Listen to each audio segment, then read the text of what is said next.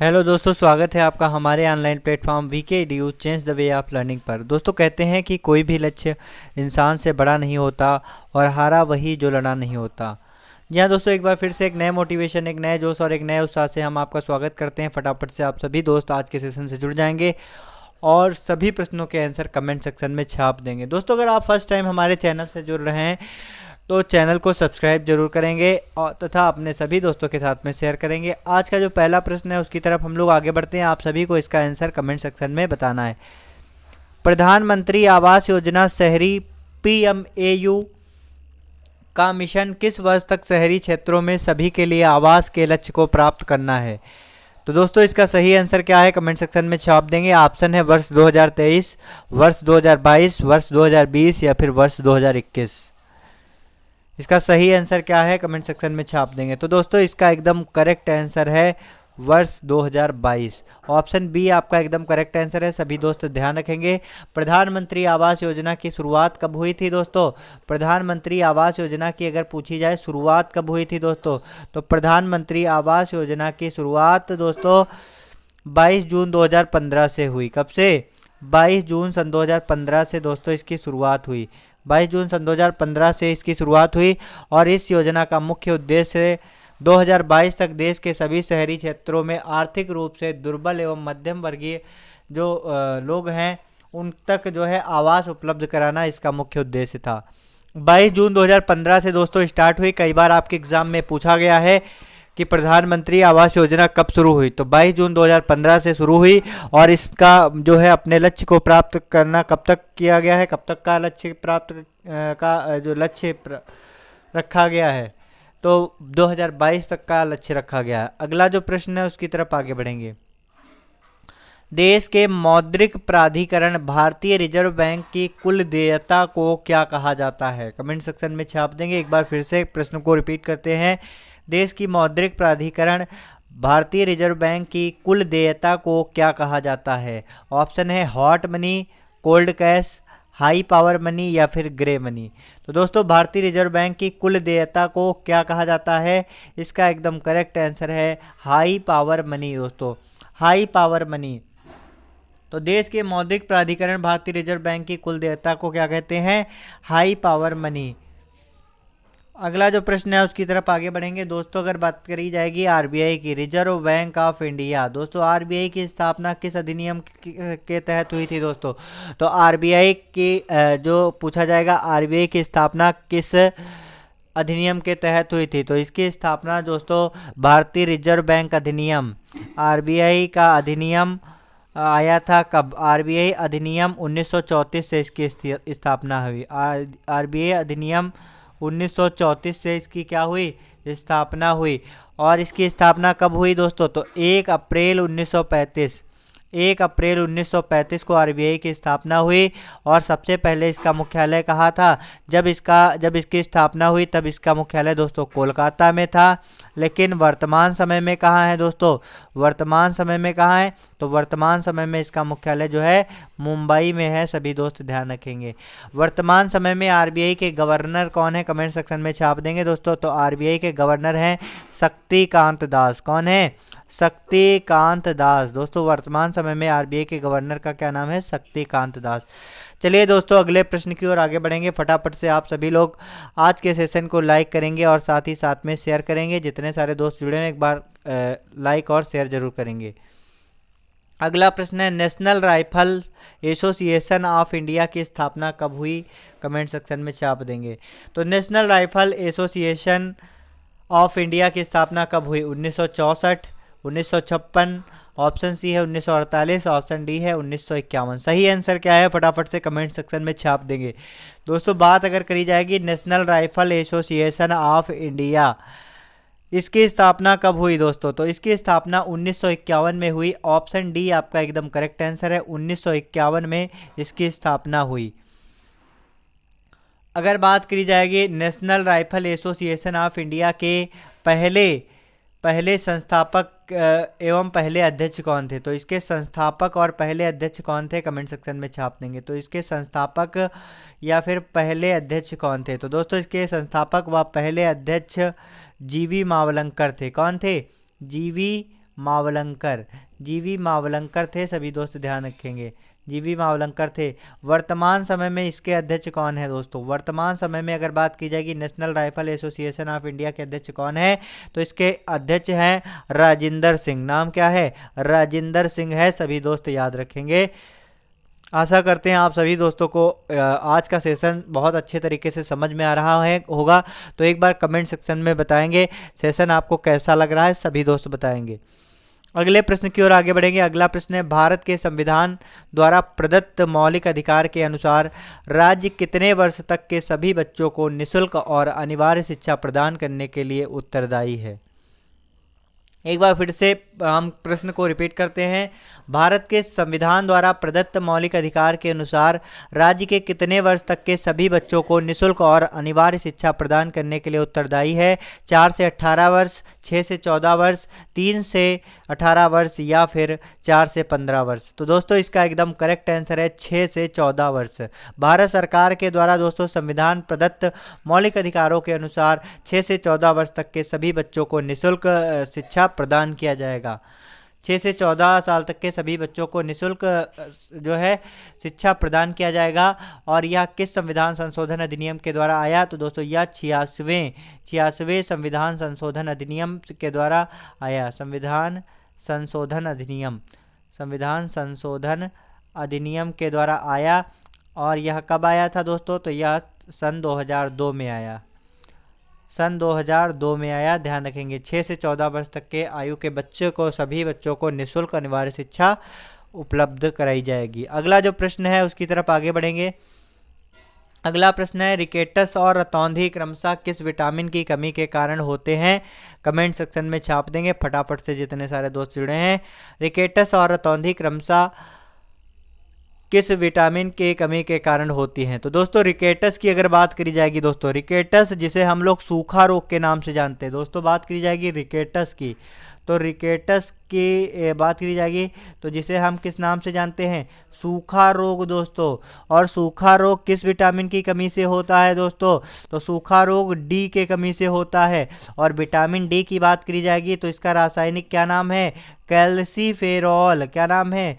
Calciferol इसका नाम है, सभी दोस्त ध्यान रखेंगे, विटामिन डी का कैल्सीफेरॉल।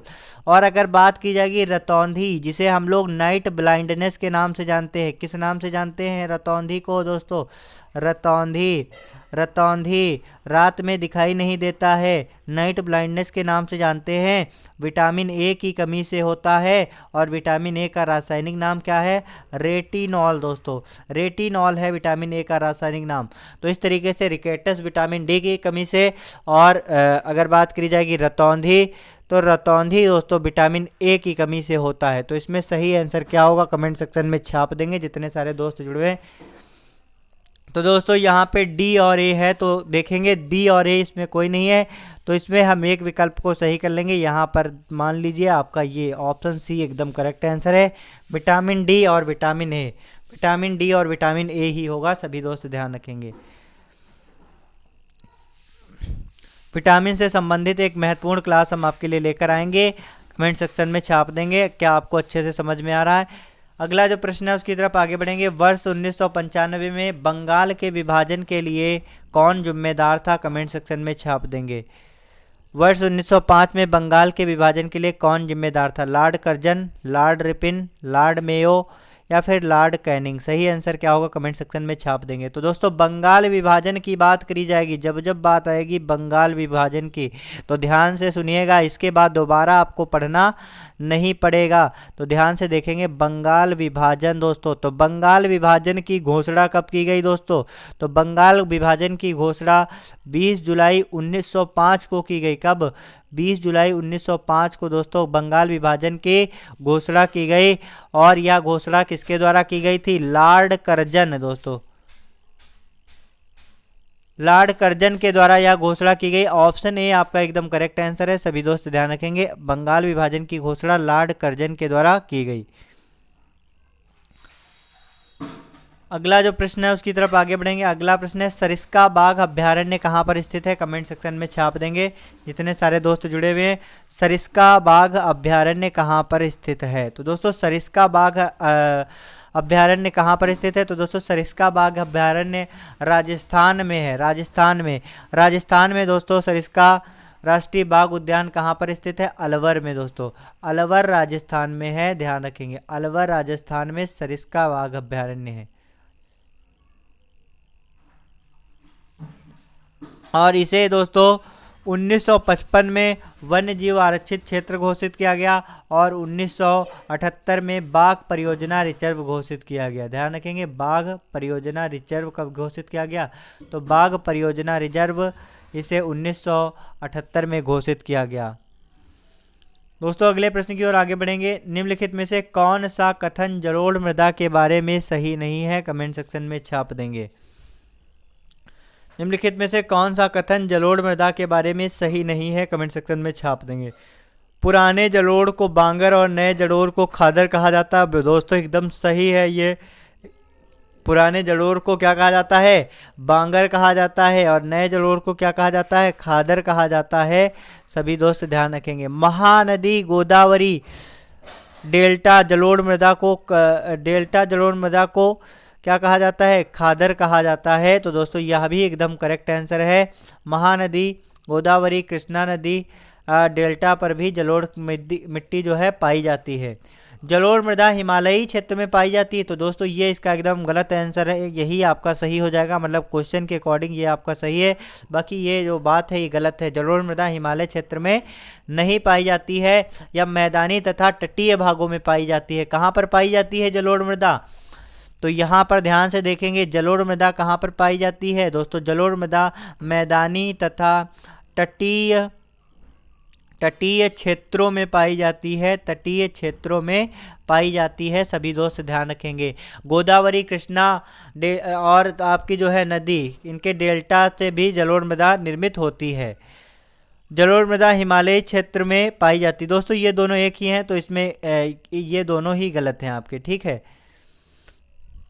चलिए दोस्तों अगले प्रश्न की ओर आगे बढ़ेंगे। डोंगरी भाषा मुख्य रूप से किस राज्य या फिर केंद्र शासित प्रदेश में बोली जाती है? कमेंट सेक्शन में छाप देंगे। दोस्तों डोंगरी भाषा की अगर बात करी जाएगी, डोंगरी भाषा, तो डोंगरी भाषा किस केंद्र शासित प्रदेश या फिर प्रदेश में बोली जाती है? असम, उत्तराखंड, जम्मू कश्मीर या फिर लक्षद्वीप। सही आंसर क्या होगा? कमेंट सेक्शन में छाप देंगे। दोस्तों डोंगरी जो है जम्मू कश्मीर में बोली जाने वाली एक प्रमुख भाषा है। ऑप्शन सी आपका एकदम करेक्ट आंसर है। सभी दोस्त ध्यान रखेंगे, ऑप्शन सी आपका एकदम करेक्ट आंसर है।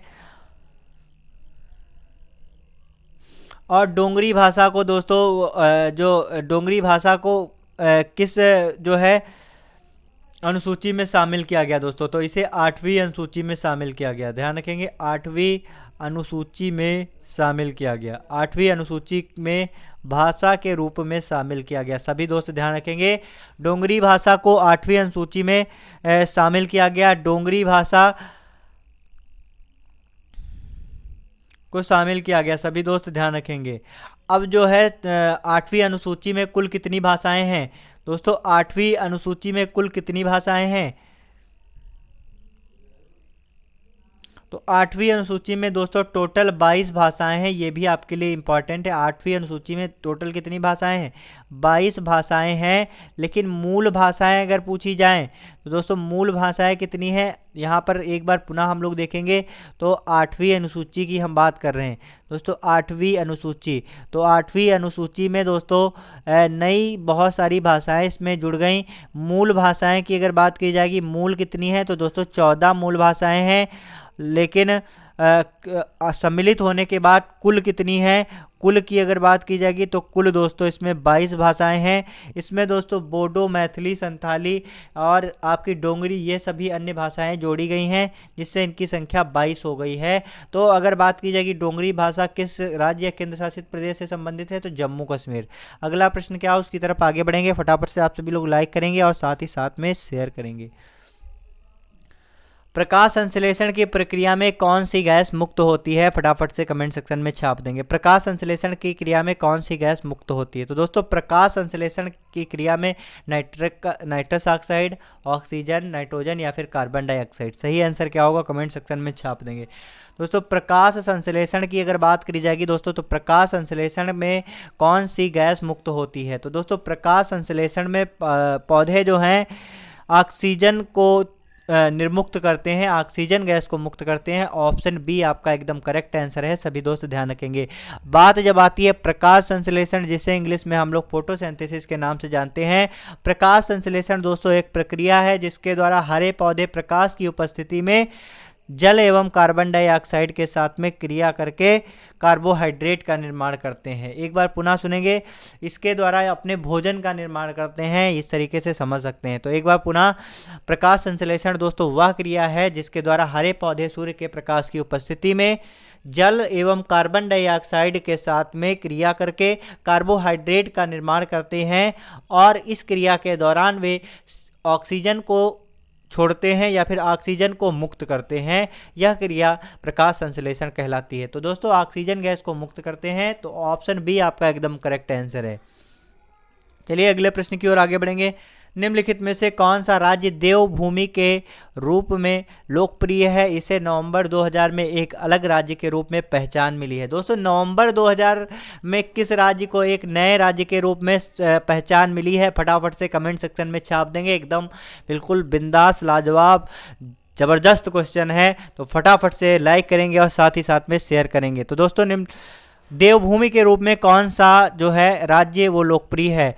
तो देवभूमि के नाम से लोकप्रिय है उत्तराखंड दोस्तों। ऑप्शन बी आपका एकदम करेक्ट आंसर है। सभी दोस्त ध्यान रखेंगे, उत्तराखंड के बारे में हम लोग देखने वाले हैं सब कुछ एकदम डिटेल से। तो फटाफट से आप सभी लोग लाइक करेंगे। अगर सेशन में मज़ा आ रहा है तो दोस्तों एक बार शेयर करेंगे, और प्रतिदिन शाम को 8 बजे जरूर जुड़ेंगे। एसएससी के किसी भी एग्जाम में जीके, जीएस और करंट अफेयर में बेस्ट स्कोर करने के लिए प्रतिदिन शाम को 8 बजे हमारे प्रैक्टिस सीरीज से जरूर जुड़े। फटाफट से दोस्तों देखते हैं उत्तराखंड के बारे में। तो उत्तराखंड को दोस्तों देवभूमि के नाम से भी जानते हैं। देवभूमि के नाम से उत्तराखंड प्रसिद्ध है। उत्तराखंड की अगर बात करी जाएगी दोस्तों, तो 9 नवंबर सन 2000 को इसके एक नए राज्य के रूप में पहचान मिली। 9 नवंबर सन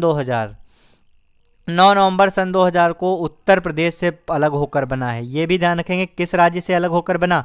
उत्तर प्रदेश से अलग होकर राज्य बना है। उत्तर प्रदेश से पृथक होकर बना है। ध्यान रखेंगे, उत्तर प्रदेश से पृथक होकर बना है। पहले इसका नाम दोस्तों क्या था? उत्तरांचल। क्या नाम था? उत्तरांचल इसका नाम था। सभी दोस्त ध्यान रखेंगे, पहले इसका नाम था उत्तरांचल।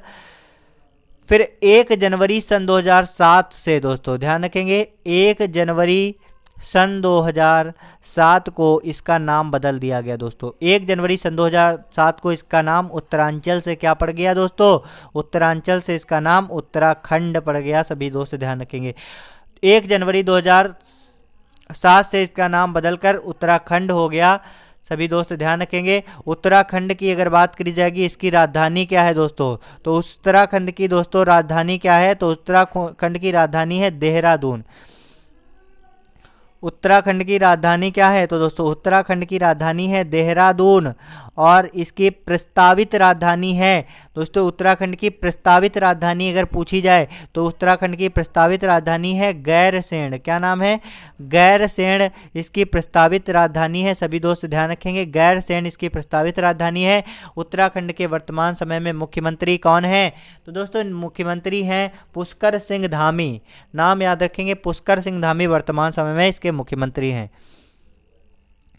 तो इसी तरीके से दोस्तों हम लोग हर एक क्वेश्चन का जो है एकदम अच्छे तरीके से ऑपरेशन करके पढ़ाने वाले हैं। तो आप सभी लोग लास्ट तक बने रहेंगे और प्रतिदिन हमारे सेशन से जरूर जुड़ेंगे। अगला जो प्रश्न है उसकी तरफ आगे बढ़ेंगे। अगला प्रश्न क्या है, ध्यान से देखेंगे। निम्नलिखित में से कौन सा ऑप्टिकल डिस्क का उदाहरण नहीं है? कमेंट सेक्शन में छाप देंगे। निम्नलिखित में से कौन सा एक ऑप्टिकल डिस्क का उदाहरण नहीं है? तो दोस्तों इसका एकदम करेक्ट आंसर है प्रोम। दोस्तों प्रोम जो है ऑप्टिकल डिस्क का उदाहरण नहीं है। यह एक विशेष प्रकार की क्या होती है? यह एक विशेष प्रकार की मेमोरी होती है दोस्तों। क्या होती है? विशेष प्रकार की मेमोरी होती है प्रोम। और प्रोम का फुल फॉर्म क्या होता है दोस्तों? तो प्रोम का फुल फॉर्म होता है, ध्यान से देखेंगे, प्रोग्रामेबल। क्या होता है? Programmable, programmable, programmable read only memory, programmable read only memory इसका फुल फॉर्म होता है। कंप्यूटर का जो है फुल फॉर्म भी पूछा जाता है, तो आपके लिए यह बहुत ही महत्वपूर्ण है, तो इसलिए हमने बता भी दिया आपको। प्रोग्रामेबल रीड ऑनली मेमोरी इसका फुल फॉर्म होता है। प्रोम जो है मेमोरी है, बाकी सभी जो आपकी दिख रही हैं ये सभी क्या हैं? तो ये सभी दोस्तों डिस्क की तरह कार्य करती हैं। जैसे कि आपका हो गया ब्लू रे डिस्क, तो ये आपकी डिस्क है। सीडी रोम, तो दोस्तों सीडी रोम ये भी आपका एक हार्ड डिस्क के रूप में कार्य करता है। और डीवीडी दोस्तों, डीवीडी, तो ये सभी आपके क्या हैं? ऑप्टिकल डिस्क हैं। ब्लू रे डिस्क, सीडी रोम और डीवीडी ये सभी क्या हैं? तो दोस्तों ये सभी ऑप्टिकल डिस्क हैं, ऑप्टिकल डिस्क हैं सभी दोस्त, ध्यान रखेंगे। चलिए दोस्तों अगले प्रश्न की ओर आगे बढ़ेंगे। तो इसी तरीके से हम लोग कंप्यूटर को भी देखेंगे, क्योंकि सीजीएल मेंस में आपको कहीं ना कहीं 20 नंबर का कंप्यूटर जरूर देखने को मिल रहा है, तो इसके लिए हम विशेष अध्ययन करेंगे और कंप्यूटर की क्लासेस भी हम अपने इस चैनल पर आपको देने वाले हैं। जैसे कि अगला प्रश्न है, उस डिवाइस या प्रोग्राम को क्या कहते हैं जो कंप्यूटर को टेलीफोन या केबल लाइन पर डाटा संप्रेरित करने में सक्षम बनाता है? कमेंट सेक्शन में छाप देंगे, इसका सही आंसर क्या होगा? उस डिवाइस या प्रोग्राम को क्या कहते हैं जो कंप्यूटर को टेलीफोन या केबल लाइनों पर डाटा संप्रेरित करने में सक्षम बनाता है? मॉनिटर, मदरबोर्ड, माउस या फिर मॉडेम? दोस्तों इसका एकदम करेक्ट आंसर है मॉडेम। मॉडेम दोस्तों है या एक मॉड्यूलेटर का संक्षेप रूप है। किसका संक्षेप रूप है? मॉड्यूलेटर डी का संक्षेप रूप है। यह एक ऐसी डिवाइस है जो कंप्यूटर में टेलीफोन या केबल लाइन का डाटा संप्रेरित करने में सक्षम बनाती है। तो मॉडेम इसका एकदम करेक्ट आंसर। अगले प्रश्न की ओर आगे बढ़ेंगे दोस्तों। अगला प्रश्न है, नीली सूजन युक्त सिराएं जो ठीक से बंद ना होने वाले वाल्व से उत्पन्न होती है उन्हें क्या कहा जाता है? कमेंट सेक्शन में छाप देंगे। उपरिस्थ सिराएं, गहरी सिराएं, अपस्फीति सिराएं या फिर दैहिक क्रियाएं? सही आंसर क्या होगा? कमेंट सेक्शन में छाप देंगे। तो दोस्तों नीली सूजन युक्त सिराएं जो ठीक से बंद ना होने के कारण वाल्व से उत्पन्न होती हैं उन्हें क्या कहा जाता है? तो दोस्तों उन्हें अपस्फीति सिराएं कहा जाता है। ऑप्शन सी आपका एकदम करेक्ट आंसर है। वाल्व के ठीक से बंद ना होने के कारण जो है रक्त जो है सुचारू रूप से हृदय की ओर नहीं जा पाता है दोस्तों। तो ऐसी स्थिति में जो नसें हैं वो उसमें सूजन आ जाती है और गहरी नीले रंग के नसें हो जाती हैं, और इस सिराओं को क्या कहते हैं? अपस्फीति सिराएं, जिसके कारण मांसपेशियों में ऐंठन और भारीपन, सूजन, उठने बैठने में समस्या होती है तथा सिर में दर्द होता है। तो ये आपका अपस्फीति सिराएं हैं, सभी दोस्त ध्यान रखेंगे। अगला प्रश्न क्या है, निम्नलिखित में से किस राज्य में मांड गायन शैली से संबंधित है? कमेंट सेक्शन में छाप देंगे। किस राज्य से मांड गायन शैली संबंधित है?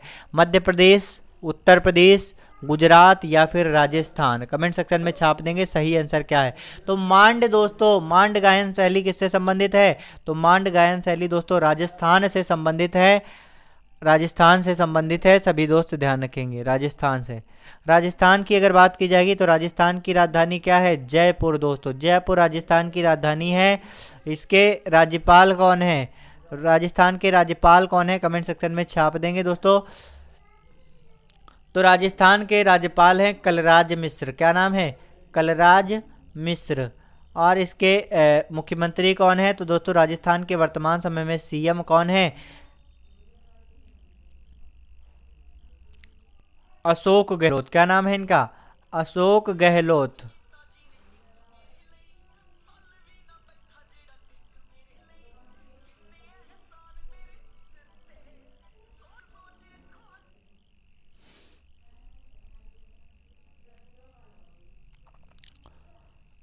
दोस्तों चलिए अगले प्रश्न की ओर आगे बढ़ते हैं। फटाफट से आप सभी लोग बने रहेंगे सेशन में। अगला जो प्रश्न है उसकी तरफ आगे बढ़ेंगे। अगला प्रश्न क्या है, निम्नलिखित में से कौन सा विदेशी यात्री अपने संबंधित देश से मेल नहीं खाता है? निम्नलिखित में से कौन सा विदेशी यात्री अपने संबंधित देश के साथ मेल नहीं खाता है? मार्को पोलो इटली, पीटर मुंडी चीन, इब्न बतूता मोरक्को या फिर अल बरूनी उज्बेकिस्तान। सही आंसर क्या होगा कमेंट सेक्शन में छाप देंगे दोस्तों। तो दोस्तों निम्नलिखित में से कौन सा विदेशी यात्री अपने संबंधित देश के साथ में मेल नहीं खाता है? तो दोस्तों इसका एकदम करेक्ट आंसर है पीटर मुंडी। ये चीन से संबंधित नहीं है दोस्तों। पीटर मुंडी की अगर बात करी जाएगी तो ये चीन देश से संबंधित नहीं है। पीटर मुंडी दोस्तों एक यूरोपियन दार्शनिक है। क्या है? पीटर मुंडी की अगर बात करी जाएगी दोस्तों तो पीटर मुंडी क्या है? एक दार्शनिक है, एक यूरोपियन दार्शनिक है। यूरोपियन दार्शनिक है, सभी दोस्त ध्यान रखेंगे, यूरोपियन दार्शनिक है पीटर मुंडी। बाकी बात की जाएगी मोरक्को का है, मार्को पोलो इटली के संबंधित है, इब्न बतूता जो है मोरक्को से, अल बरूनी उज्बेकिस्तान से। ये एकदम करेक्ट आंसर है, ये एकदम करेक्ट आंसर है दोस्तों। हम लोग अगले प्रश्न की ओर आगे बढ़ेंगे। फटाफट से आप सभी लोग लाइक करेंगे और साथ ही साथ में शेयर करेंगे। निम्नलिखित में से कौन सा कारक मृदा निर्माण के लिए उत्तरदायी नहीं है? कमेंट सेक्शन में छाप देंगे। निम्नलिखित में से कौन सा कारक मृदा निर्माण के लिए उत्तरदायी नहीं है? मवेशी चराई, बायोटिक एजेंट, स्थलाकृति या फिर मूल सामग्री। सही आंसर क्या होगा फटाफट से कमेंट सेक्शन में छाप देंगे। निम्नलिखित में से कौन सा कारक मृदा निर्माण के लिए उत्तरदायी नहीं है? तो दोस्तों इसका एकदम सही आंसर है मवेशी चराई। दोस्तों मवेशी चराई जो है मृदा निर्माण के लिए उत्तरदायी नहीं है। मृदा निर्माण की प्रक्रिया सर्वप्रथम अपक्षय की प्रक्रिया से प्रारंभ होती है और मृदा के निर्माण के लिए दोस्तों बायोटिक एजेंट, स्थलाकृति और मूल सामग्री ये तो उत्तरदायी है, लेकिन मवेशी की चराई मृदा निर्माण का कारक नहीं है। फटाफट से अगले प्रश्न की ओर आगे बढ़ेंगे। निम्नलिखित में से कौन सा अनुच्छेद भारत के संविधान में राष्ट्रपति द्वारा शपथ या अभिपुष्टि से संबंधित है? कमेंट सेक्शन में छाप देंगे। निम्न में से कौन सा अनुच्छेद भारत के संविधान में राष्ट्रपति द्वारा शपथ या अभिपुष्टि से संबंधित है? सही आंसर क्या होगा कमेंट सेक्शन में छाप देंगे। तो दोस्तों इसका एकदम करेक्ट आंसर है अनुच्छेद 60। अनुच्छेद 60 दोस्तों जो है राष्ट्रपति द्वारा शपथ की अभिपुष्टि करता है। लेकिन बात करी जाएगी अनुच्छेद 54। तो अनुच्छेद 54 में दोस्तों क्या होता है? तो अनुच्छेद 54 में राष्ट्रपति निर्वाचन के लिए निर्वाचन मंडल, राष्ट्रपति निर्वाचन के लिए निर्वाचन मंडल का उल्लेख किसमें किया गया है? तो राष्ट्रपति निर्वाचन मंडल, ध्यान से देखेंगे, राष्ट्रपति निर्वाचन मंडल। अगला अगर बात की जाएगी अनुच्छेद 57 की दोस्तों, तो अनुच्छेद 57 है राष्ट्रपति के पद का पुनर्निर्वाचन।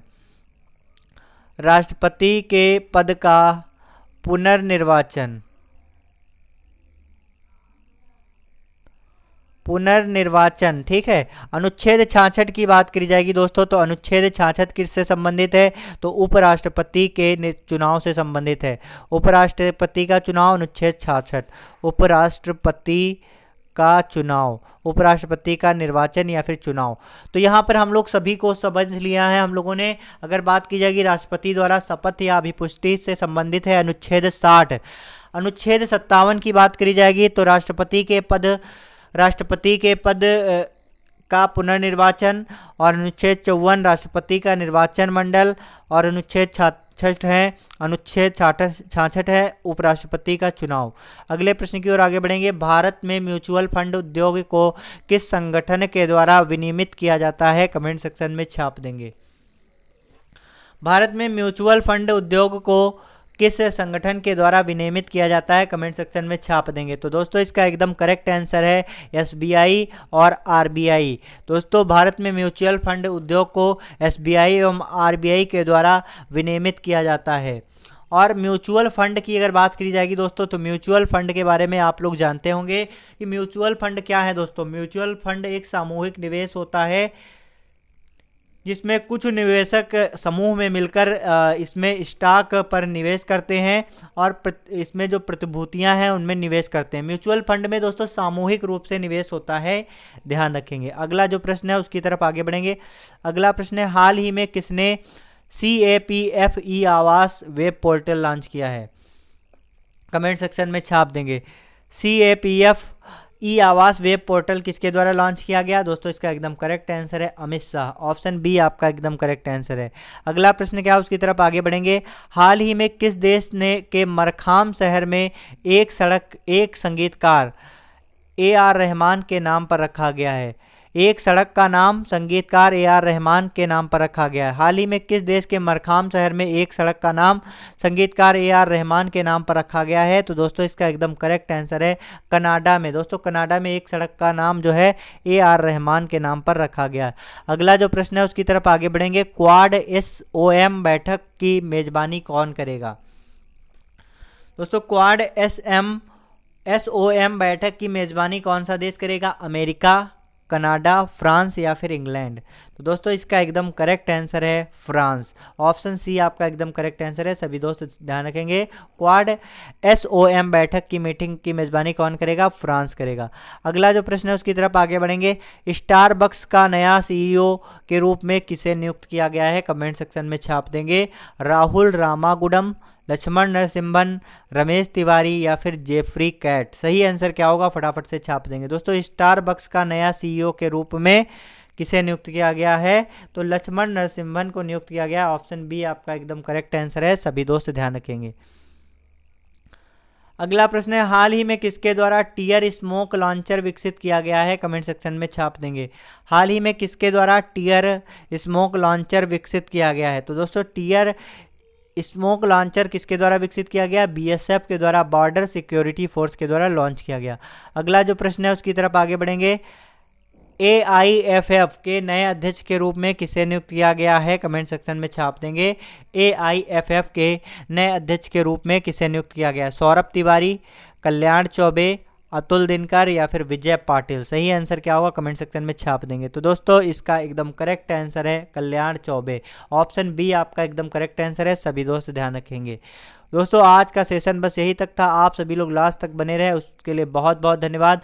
लास्ट में बस यही कहना चाहते हैं कि आप सभी दोस्त SSC के एग्ज़ाम की बेस्ट तैयारी करने के लिए, SSC के किसी भी एग्ज़ाम की बेस्ट तैयारी करने के लिए प्रतिदिन शाम को हमारे प्रीवियस ईयर के प्रैक्टिस सेट सीरीज से जुड़ना बिल्कुल भी ना भूलें। शाम को दोस्तों 8 बजे आप सभी लोगों को जुड़ना है हमारे यूट्यूब चैनल सिर्फ और सिर्फ VK EDU पर। दोस्तों सिर्फ और सिर्फ VK EDU पर आपको जुड़ना है 8 बजे शाम को। और सुबह दोस्तों सुबह आप लोग भोर दर्शन सीरीज से जुड़कर आप सभी लोग अपने GK GS के नॉलेज को इन्हेंस करें और अच्छे से उसमें जो है दोस्तों बहुत ही इंपॉर्टेंट टॉपिक पर एक एक करके आपको क्रमवार अध्ययन कराया जा रहा है, जिसमें जो आपके एग्ज़ाम के लिए बहुत ही इंपॉर्टेंट टॉपिक हैं। अभी उसकी क्लास स्टार्ट हो चुकी है, जिसमें मैंने आपको 2 टॉपिक करवाया है, जैसे कि आपका नीति आयोग हो गया, स्टैचू ऑफ यूनिटी। तो इसी तरीके से हम आपको एक एक करके सभी जो महत्वपूर्ण टॉपिक हैं जो कि कहीं ना कहीं बार बार आपके एग्जाम में पूछे जा रहे हैं, उन सभी टॉपिक को एक शॉर्ट वीडियो के माध्यम से आपको हम करवाने वाले हैं। तो यह आपके लिए बहुत ही महत्वपूर्ण है, तो आप सभी दोस्त उसे ज़रूर देखेंगे। थैंक यू सो मच दोस्तों, आप सभी लोग लास्ट तक बने रहे। लास्ट में बस वही कहना चाहते हैं जो कि हर रोज़ कहते हैं कि अपनी मंजिल को भुलाकर जिया भी तो क्या जिया, अगर है दम तो उसे पार कर दिखा, लिख दे खून से अपनी कामयाबी की कहानी को और बोल दे उस किस्मत से, अगर है दम तो मिटा कर दिखा। थैंक यू सो मच दोस्तों।